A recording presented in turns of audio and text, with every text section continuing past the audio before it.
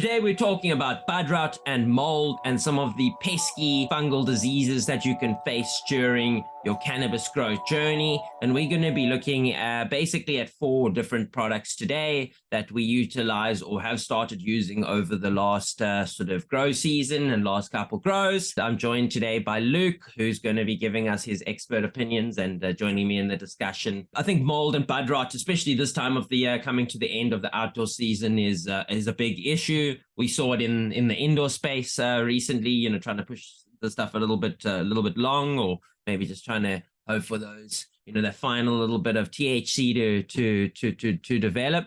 But it's an issue that, I've faced a couple times, especially with big, budrot specifically, with big dank colas. And, I was out on a hemp farm this past week, and they were saying that they've recorded the highest, rainfall in years. So it's a perfect time to be coming in with this. And I thought it would be cool to chat about a brand new product, which I used for the first time this season. And that's a product called Biosulfur. So what exactly is the Biosulfur? It's a powerful product, I must say. And it's basically a fungicide that contains elemental sulfur. The elemental sulfur will help prevent the growth of fungal diseases like powdery mildew and botrytis. It works by preventing the spores of these diseases from germinating and growing. And it's also, because it's such a powerful product, it's also, you can use it against mites and some other pests. Now, when you spray the sulfur, you kind of get like this white, it looks like PM that's appeared all over the plant. But that basically forms a literal sulfur layer on the outside of the leaf. And then you're able to kill off completely any spores that might be there, but you can't see it. Luke, have you used when exactly do you use the sulfur from your experience and seeing people using it? Only in the veg time. Don't ever use it in flower, just during veg. And I think it's very important to follow the instructions and also wear protective gear if you can, gloves, and also then protecting your equipment afterwards. I know you and I were speaking a little bit about it. It's important to make sure that you rinse out your gear after using something like this, right? Yeah, on the bottle it says don't reuse for anything else, but I think if you give it a nice good clean, I mean, not everyone has 5 spraying canisters, so I think give everything a fat clean afterwards, because like Luke said, it is powerful, and it is a product that should be used with some caution.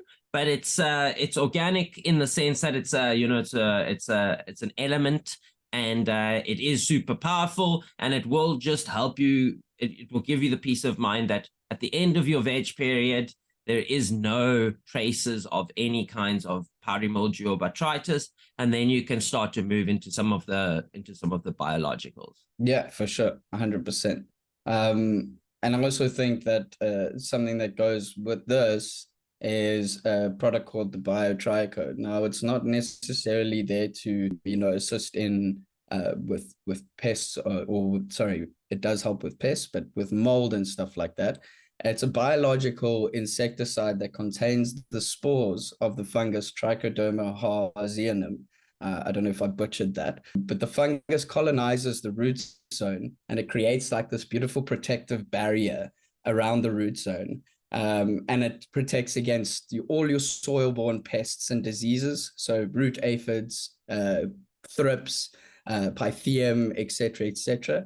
It also helps stimulate root growth and then enhances the nutrient uptake. So, in hand with the sulfur, maybe protecting the outer actual mass of the plant, you've got your BioTriCode that's working its magic in the soil, which helps with the plant's immune system, right? Yeah, exactly. I mean, if the plant's weak or weakened by loads of different pests, then now all of a sudden it's just way more susceptible. And I mean, you also often see it when you leave your plant. If a plant sort of dries out too much and starts drooping, maybe a couple of days later, you've noticed pests for the first time because you've killed off all your biologicals as well. And I think this is exactly that. If you're not protecting the plant's immune system, you're opening yourself up to attack. And, a lot of people grow in urban areas, and in the urban areas, you've just got plants, hundreds of different species coming in at all angles. People are gardening all the time. So, if you've got a weak plant in an urban environment, you're gonna face issues. And I think on the, the biologicals is super important going into the flowering stage, or especially because you can spray some of the biologicals early in flower, and that allows them to penetrate into where the buds are going to be developed and start to build up a resistance. And a super one that's become sort of one of the main products that I'm using in my biological arsenal at the moment would be the BioTrico that Luke mentioned, and then also another product called AQSF, or the specific one that we use called BioAQSF. And basically, what is it? It's a microbial insecticide that contains the bacterium Bacillus T. I'm not going to try and pronounce it as I haven't in other episodes, but BTI produces toxins that specifically target and kill mosquito and fungus gnat. It is commonly used for cannabis cultivation, but other kinds of cultivation as well, and is excellent in preventing the spread of diseases like powdery mildew, which can also be carried by sort of bugs in the grow space. So once again, another biological.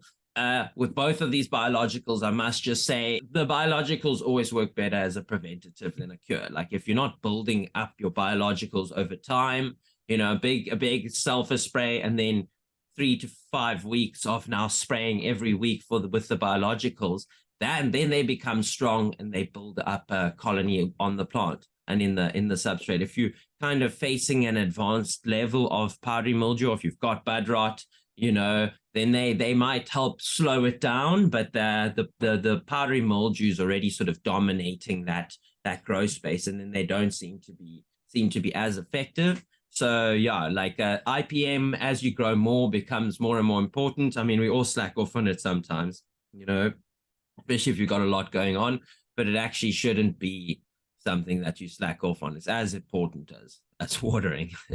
Oh yeah, 100%. And like you said, prevention is always better than cure, right? So rather get in there and have your regimen set out and stick to it to prevent these kind of things from happening, but also an understanding that some genetics are more susceptible than others to get powdery mildew.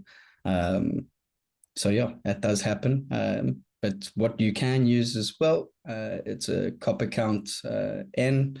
It's a liquid copper fungicide that helps prevent the growth and the spread of fungal diseases down into powdery mildew, black spot, etc., etc.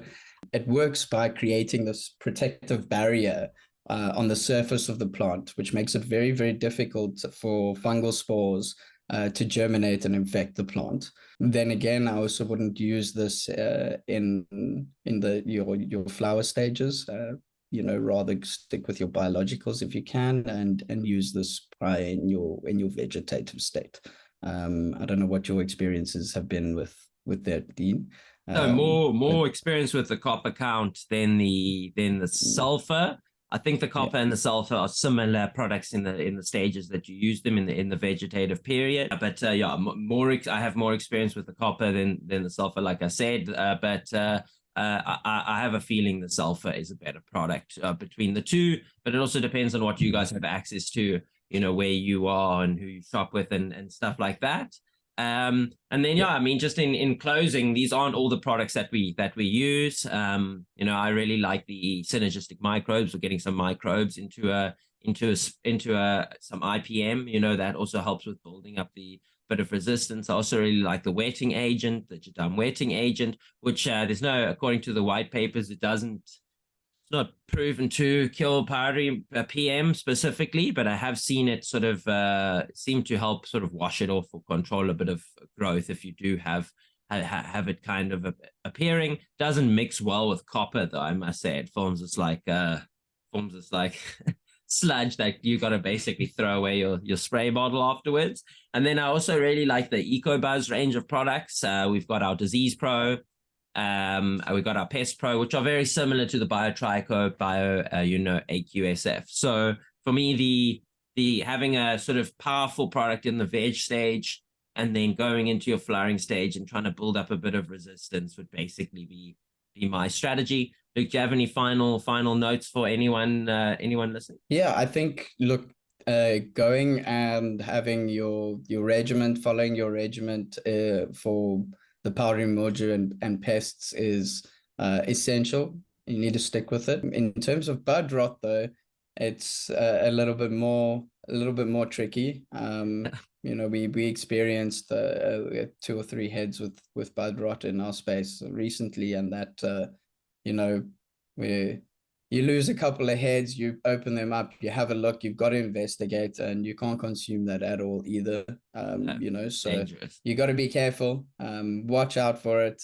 If you do have it, get it out of the space immediately. Don't dry it with the rest of it. Chuck it in the bin, and you should be good to go. But keep up with those regiments, and you guys will be good. Yeah, guys. So I think that's a super important point. The bud rot is something to look out for, and it's scary when it does happen. So if stuff looks like it's going from color to black and white, it's time to get in there.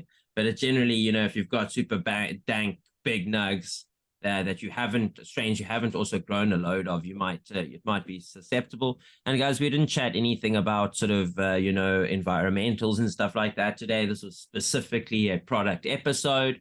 We'll come back in the future with some chats about airflow. We'll chat about some pests as well. But for today, that's it. Apologies for last we're missing one episode. We've had a bit of a crazy time. So for the first time ever in our history, we didn't release an episode.